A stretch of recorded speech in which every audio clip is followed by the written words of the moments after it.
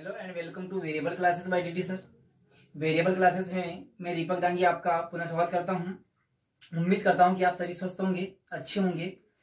दोस्तों, हमने जो आपसे वादा किया था कि हम तुम्हें रेगुलर एक सीरीज प्रोवाइड करवाएंगे, परंतु किसी कारणवश तबीयत खराब होने के कारण आपको रेगुलर वीडियो नहीं मिल पा रहे हैं।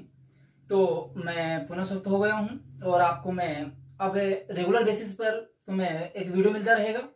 तो उम्मीद करता हूं कि तुमने जो अभी तक मेरे जितने पुराने वीडियो थे सारे वीडियो देख लिए होंगे। हम अब पिछले वीडियो में हमने एसआई के बारे में कुछ डिस्कशन किया था, उसके बारे में बेसिक बातें बताई थी और बेसिक क्वेश्चंस किए थे। उसी सीरीज को हम पुनः आगे बढ़ा रहे हैं और एसआई के कुछ क्वेश्चंस लेंगे और उन्हें समझने की कोशिश करेंगे। उसमें मैंने तुम्हें बिल्कुल यूनिक तरीका बताया था। यूनिक तरीका क्या था कि आर का मल्टीप्लाई टी में करना और 100 का बार लगा देना है। जो नीचे आएगा वो मूलधन रहेगा हर में, और जो अंश में आएगा वो क्या रहेगा, हमारा ब्याज रहेगा। जैसा कि मैंने तुम्हें बताया था कि कोई भी तुम्हें आर इंटू टी करेंगे, जब हम आर में टी का गुणा करेंगे और 100 का भाग लगा देंगे तो जो नीचे आएगा गुणा करने के बाद या फिर कट करने के बाद में ये हमारा प्रिंसिपल रहेगा, और ऊपर जो आएगा हमारा सिंपल इंटरेस्ट आएगा। ये बात हम पढ़ चुके थे। अब हम कुछ क्वेश्चन लेंगे और उनसे देखेंगे। आइए चलिए कुछ क्वेश्चन के माध्यम से। हेलो दोस्तों, हमने एक क्वेश्चन लिया है और क्वेश्चन से हम शुरुआत कर रहे हैं।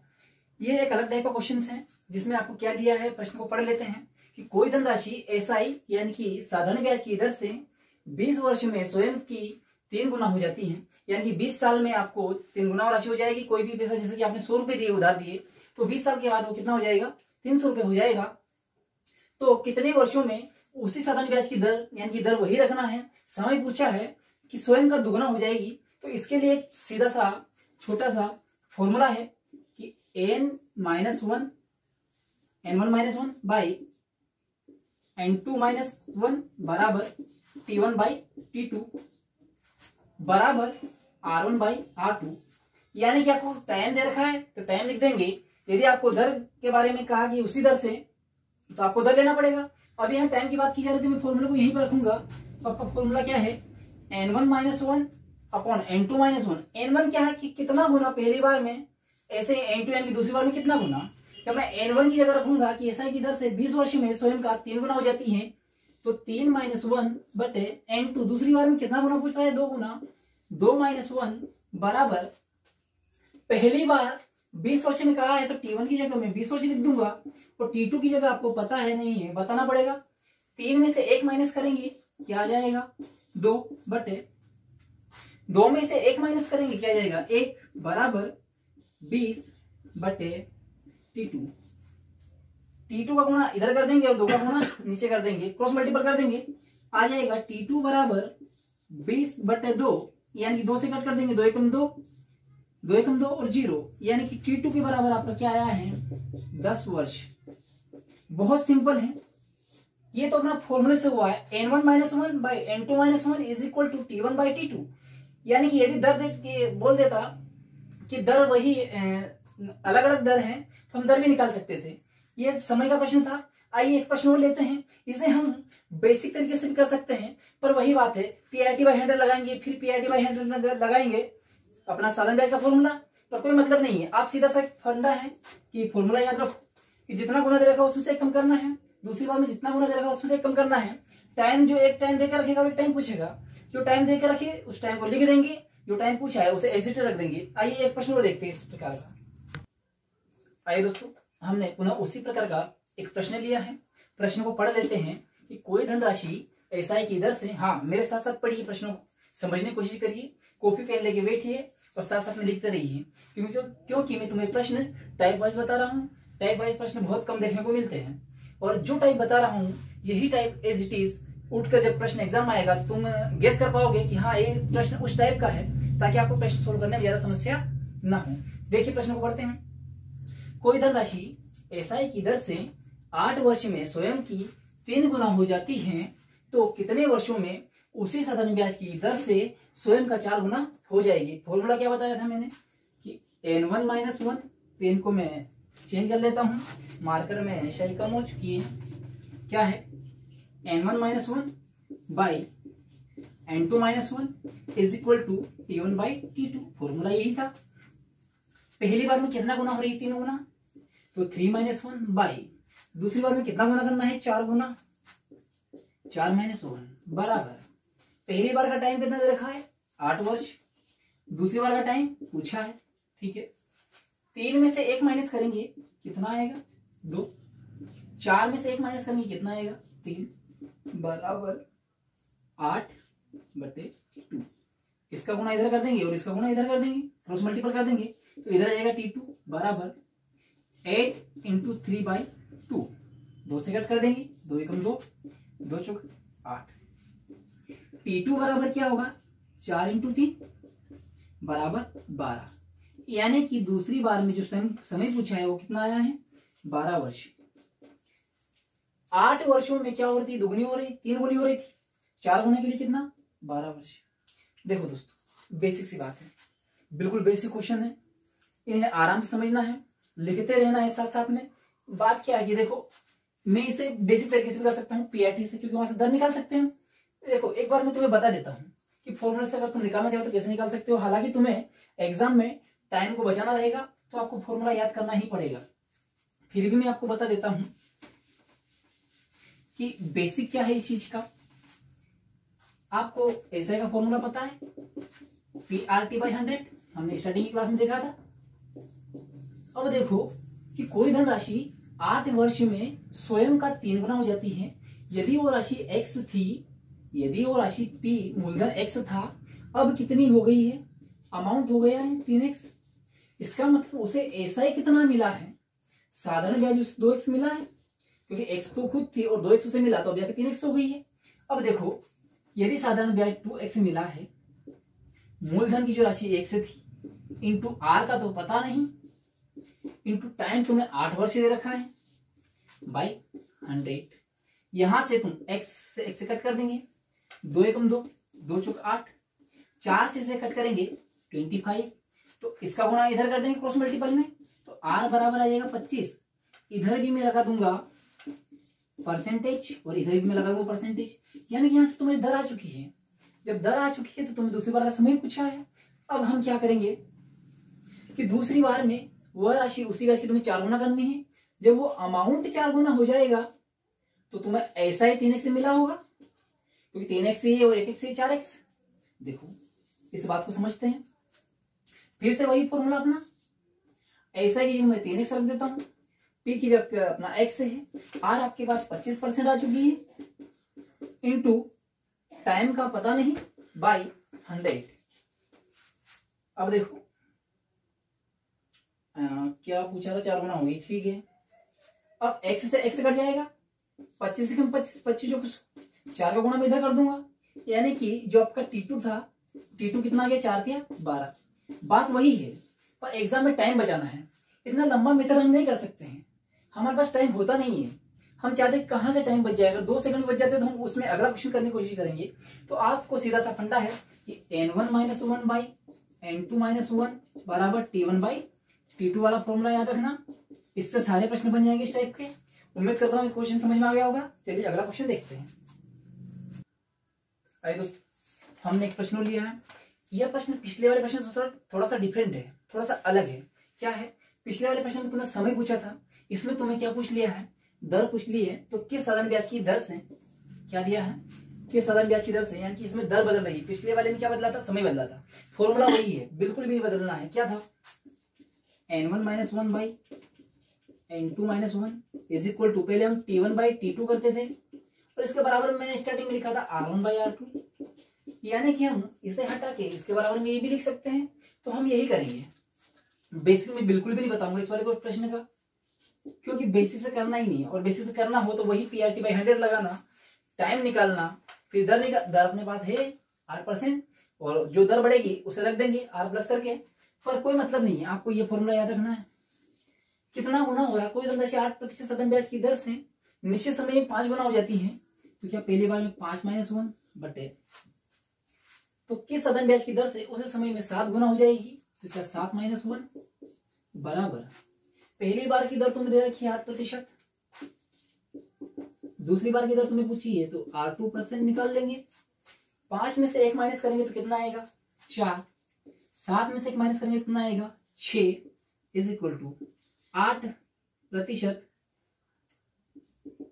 बटे 82%। जो ज्ञात करना था उसे सही लिख दिया। कट कर देते हैं, 8 को गुणा इधर कर देंगे, या परसेंट कोई मतलब नहीं है, 4 कम 4, 4 दूना 8, 8 का गुणा इधर कर देंगे और 6 का गुणा इधर कर देंगे, तो R2 is equal to 6 into 2, cut करना आता है इतना, R2 इधर परसेंट लगा देंगे, इधर भी परसेंट लगा देंगे, R2% इज इक्वल टू 12%। क्या था, कुछ भी नहीं, पहले 8% की जगह पहले वाली दर लिख दी, जितना गुना था उसमें से 1 कम करना है, और जितना गुना पूछा उससे 1 कम करना है। दर पूछे तो दर ज्ञात कर देंगे, समय पूछे तो समय ज्ञात कर देंगे। पहले वाले में दर निश्चित थी, इस वाले में समय निश्चित है, उसी समय में यानी कि इसमें समय निश्चित है तो दर पूछेगा, पहले वाले में दर निश्चित थी तो समय पूछा था। क्वेश्चन बिल्कुल आसान है, फॉर्मूला वही है, आपको फॉर्मूला लगाना है, फॉर्मूला याद रखना है कि इस टाइप के प्रश्नों में इस प्रकार के फॉर्मूला का यूज करेंगे। आइए हम कुछ अलग टाइप के प्रश्नों को देखने की कोशिश करते हैं। आइए दोस्त, हमने पुनः एक प्रश्न लिया है, ये अलग टाइप का प्रश्न है, इसमें तुम चाहो तो टाइप का नाम डाल सकते हो। टाइप क्या है, टाइप में ये है कि तुम्हें अमाउंट देकर रखेगा, क्या मिश्र धन, क्या देकर रखेगा, मिश्र धन देकर रखेगा, और तुमसे क्या पूछेगा, फाइंड एसआई, एसआई की रेट पूछेगा, और दूसरी बात तुमसे पूछेगा प्रिंसिपल। तो जिसमें अमाउंट देकर रखे, दर पूछे और मूलधन पूछे, इस प्रकार इस टाइप के प्रश्नों को हम कैसे डील करेंगे। आइए, बिल्कुल बेसिक है इस प्रकार के प्रश्न, पर क्या है कि हम इन्हें टेकअप कैसे करेंगे एग्जाम में, सबसे बड़ी बात ये है। तो आपने टाइप का नाम ढाल लिया होगा। अब देखो कि कोई भी मूलधन रहा होगा, कोई भी प्रिंसिपल पी था, कोई भी मूलधन रहा होगा, वह एसआई की दर से, दर पता नहीं, और एक बात तुम्हें पता है दोस्त, क्या कि जो साधारण ब्याज होता है वो हर साल का समान होता है। यानी कि यदि मुझे इस किसी भी धनराशि पर अगर इस साल 100 रुपए मिले तो मुझे अगले साल भी 100 रुपए मिलेंगे, मुझे उसके अगले साल भी 100 रुपए मिलेंगे। यानी कि मैं जितने साल तक उसे एसआई की दर पर उधार दूंगा, हर साल का मुझे 100 रुपए मिलेगा, यदि पहले साल का 100 रुपए है। इसका मतलब मैं ये समझाना चाहता हूँ कि जो सिंपल इंटरेस्ट होता है वो हर साल का समान होता है। क्या होता है, हर साल का समान होता है। तो कोई प्रिंसिपल है जो 3 साल में, 3 साल के बाद क्या हो गया, 3 साल में 460 रुपए हो गए, यानी कि आपका ये मिश्रधन है, कोई भी पैसा पी था वो 3 साल में 460 रुपए हो गए। यानी कि इसमें क्या है, ब्याज भी इंक्लूड है और मूलधन भी इंक्लूड है। फिर क्या हुआ कि और वो 5 वर्षों में, और 3 साल में 460, और क्या हुआ वो 5 साल के बाद, 5 साल में 500 हो जाता है। अब हुई क्या कि 3 साल तक तो ये था, अब यहाँ पे 2 साल आ गए। इन 2 साल में क्या हुआ, इन 2 साल में 460 रुपए पहले हो चुके थे, 2 साल बाद 500 हो गए। यानी कि आपको 2 साल में 500 माइनस 460 इज इक्वल टू 40। 2 साल में आपको 40 रुपए मिले ब्याज के। बात समझ में आ रही है ना, कि 3 साल में 460 हो गए थे, हमें कुछ पता नहीं है, फिर अगले 2 साल में उसे 40 रुपए मिले, तो क्या 1 साल में उसे 40/2 20 रुपए मिला होगा? क्या 1 साल में उसे 20 रुपए ब्याज का मिला होगा? क्या 1 साल में 20 रुपए मिले तो क्या 3 साल में कितने मिले होंगे? 20 × 3 60। 3 साल में उसे 60 रुपए ब्याज के होंगे। इसका मतलब 460 है तो इसमें 60 रुपए ब्याज के है, तो क्या मूलधन मेरा 400 रुपए रहा होगा? आई बात समझ में, मेरा मूलधन 400 रुपए रहा होगा। फिर आपको मूलधन पता चल गया। पहली बात तो क्या आपको प्रिंसिपल पूछा था, तो मूलधन हमारा मिल चुका है, कितना 400।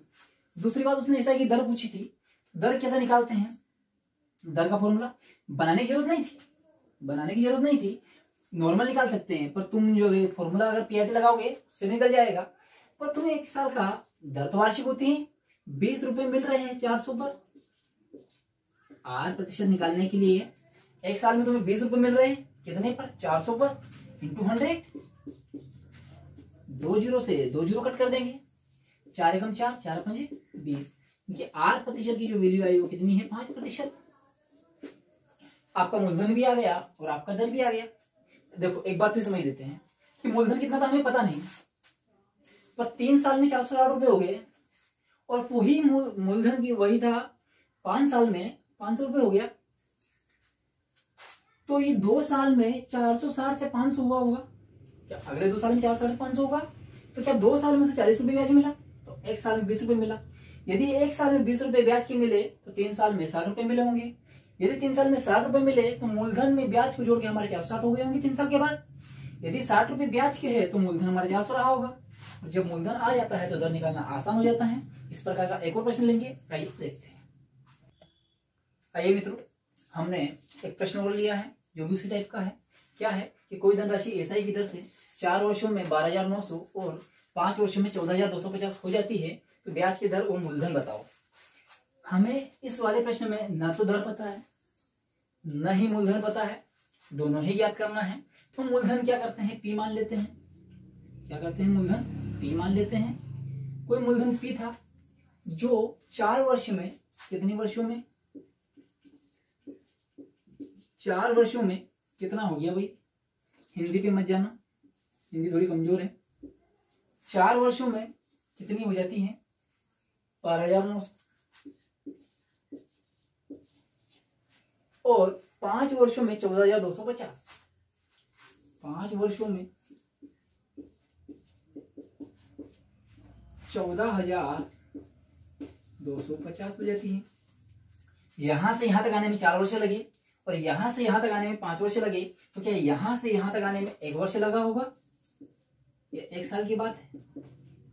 तो 1 साल में तुम्हें कितना इंटरेस्ट मिला इस बात का पता चल जाएगा, क्योंकि सदन ब्याज तो हर साल का समान होता है। जब 1 साल का पता चल जाएगा तो हम 4 साल का भी निकाल लेंगे। आइए, 14,250 माइनस 12,900, जब माइनस करेंगे तो क्या आएगा, 0 में से 0 माइनस करेंगे 0, 5 में से 0 माइनस करेंगे 5, 2 में से 9 माइनस करेंगे बिल्कुल भी माइनस नहीं होगा, तो एक यहां से उधार लेंगे। 12 में से 9 माइनस करेंगे 3, यहां बचे 3, 3 में से 2 माइनस करेंगे 1, यानी कि आपका जो 1 साल का ब्याज निकल के आया वो कितना निकल के आया, 1 साल का ब्याज 1,350 रुपए। तो क्या 4 साल में कितना मिला होगा, 1 साल का 1,350 है तो मैं 4 साल का निकाल सकता हूँ। 4 इंटू 1,350 गुणा कर देते हैं, 0, 5 को 20 कि 0 हासिल का आया 2, 4 या 12 और 2 14 की 4 हासिल आया 1, 4 4 5। तुम्हें यहां से 5,400 रुपये ब्याज मिले। 1 साल में मिला 1,350 रुपये, 4 साल में कितना ब्याज मिलेगा, 5,400 रुपये। जब यह मूलधन 4 वर्षों में 12,900 जब हुआ होगा तो इसमें अपना ब्याज भी इंक्लूड होगा। जब ब्याज इंक्लूड होगा तो मैं 12,900 में से 5,400 घटा दूंगा, तो क्या मेरा मूलधन आ जाएगा। आइए घटाते हैं, 12,900, या मैं सीधा लिख देता हूँ या घटा देता हूँ, 12,900 माइनस 5,400। जब मैं माइनस करूंगा 2 जीरो से 2 जीरो माइनस करेंगे तो 0 0, 9 में से 4 माइनस करेंगे 5, और 12 में से 5 माइनस करेंगे 7, यानी कि आपका जो मूलधन था वो कितना था, 7,500। मूलधन कितना था, 7,500। आपका मूलधन निकल के आ गया। मूलधन कितना निकल के आया, 7,500। बहुत आसान था। मूलधन जब आ जाता है और 1 साल का हमारे पास ब्याज है तो हम दर निकाल सकते हैं। तो दर निकालने के लिए क्या करेंगे, R बराबर 1 साल का ब्याज कितना है, 1,350, कितने पर, 7,500 पर, इंटू 100। 2 जीरो से 2 जीरो कट कर देंगे, 15 से कट कर देते थे, 15 5 75, 15 9 135, 0, 5 से फिर कट कर देंगे, 5 1 5, 5 कम 5, 4 बचे 40, 5 8 40, यानी कि R बराबर कितना आ गया, 18%। उम्मीद करता हूँ ये प्रश्न समझ में आया होगा। बहुत बेसिक है, निकाल लेना है, फॉर्मूला नहीं है, कर सकते हैं फॉर्मूले से, कोई दिक्कत नहीं है। पर समस्या क्या है, टाइम टेकन चाहिए। बहुत आसान है, समझना है, क्वेश्चन को 2-3 बार देखना है, आ जाएगी चीजें। चलिए देखते हैं कुछ और प्रश्नों को। आइए दोस्त, नया प्रश्न ले लिया है। प्रश्न क्या है, एसआई की दर से 3 वर्ष में 800 से 920 रुपए हो जाती है। कोई भी राशि है 800 रुपए की, और 3 साल में 800 रुपए से कितनी हो गई थी? 920 रुपए। यदि दर को मैं 3% से बढ़ा दर को मैं बढ़ा रहा हूँ, यदि मैं दर को 3% से बढ़ा दूं तो समान समय में समय वही रखना है, ये धनराशि कितनी हो जाएगी, ये पूछा है। यानी कि क्वेश्चन का टाइटल तुम डाल सकते हो, टाइप डाल सकते हो। टाइप क्या है? यदि दर बढ़ा दी जाए तो कितना अंतर पड़ेगा मूलधन में या ब्याज में, ऐसा कुछ भी पूछ सकता है, डाल सकते हो तुम्हारे अपने हिसाब से। चलो मैं इसे पहले बेसिक समझाता हूँ। तुम्हारा फॉर्मूला क्या है? ऐसे बराबर PRT/100, यही तुम्हारा फॉर्मूला है। देखो 3 वर्ष की बात की जा रही है, 800 रुपये तुम्हारा मूलधन है, तो मैंने मूलधन की जगह रख दिया 800, पी की जगह 800 इंटू आर का तुम्हें पता नहीं, 3% बढ़ाना है, 3% है नहीं, 3% बढ़ा के लिखना था, पर पहले वाली पता नहीं थी तो मैंने आर लिख दिया, इंटू टाइम 3 साल था बटे 100। अब एसआई की बात आती है, एसआई कितना? तो 800 रुपये मूलधन था, 920 हो गए तो कितना? 120 रुपये ब्याज मिला होगा, यही बात है। चलो 2 जीरो से मैं 2 जीरो कट कर देता हूं, 120 8 इधर गुणा में भाग में जाएगा इंटू 3 गुणा में ये भी भाग में जाएगा बराबर आर प्रतिशत। कट कर देते हैं, 3 कम 3, 3 चौको 12, 0 40, 8 एकम 8 और 8 5 40, आर बराबर कितना आ गया? 5। इधर भी मैं प्रतिशत लगा देता हूँ और इधर भी मैं प्रतिशत लगा देता हूँ। दर तुम्हारी 5% थी, अब दर तुम्हें 3% बढ़ाना है, यानी कि 5% प्लस 3%। अब दर तुम्हें रखना है 8% बराबर तुम्हें रखना है 8%। ऐसा क्यों किया? क्योंकि प्रश्न वाले ने कहा कि 3% मैंने दर को क्या करना है? बढ़ा देना है। ठीक है, अब तुम्हें कितना हो जाएगा पूछा है, तो देखो ऐसा ही बराबर PRT/100, ऐसा ही निकालना पड़ेगा।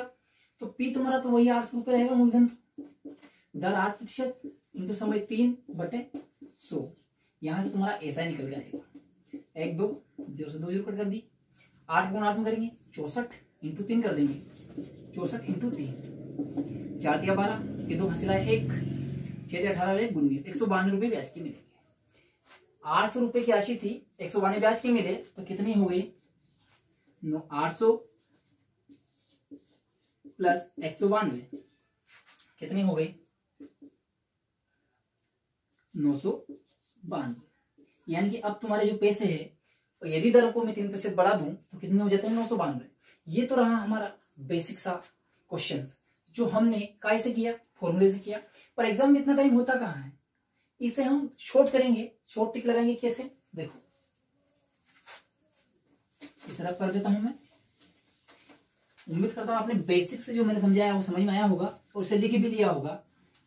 अब तुम्हें क्या करना है, देखो कि 3 वर्ष में 800 से 920 हो गए। ठीक है, अगर मैं दर बढ़ा देता हूं तो 3% की दर से 3 साल तक बढ़ेगा, यानी कि 800 जो रुपए है ये, जो 800 रुपए है इसकी दर जो भी रही होगी उससे मैं 3% बढ़ा के लेकर आऊं, तो क्या 3% का एक्स्ट्रा निकाल लूं मैं और इसमें जोड़ दूंगा। 800 का जो बढ़ा के लिखा मैंने वो दर इंटू 3 साल तक बढ़ेगा, ये जो 3% है ये 3 साल तक बढ़ेगा बटे 100,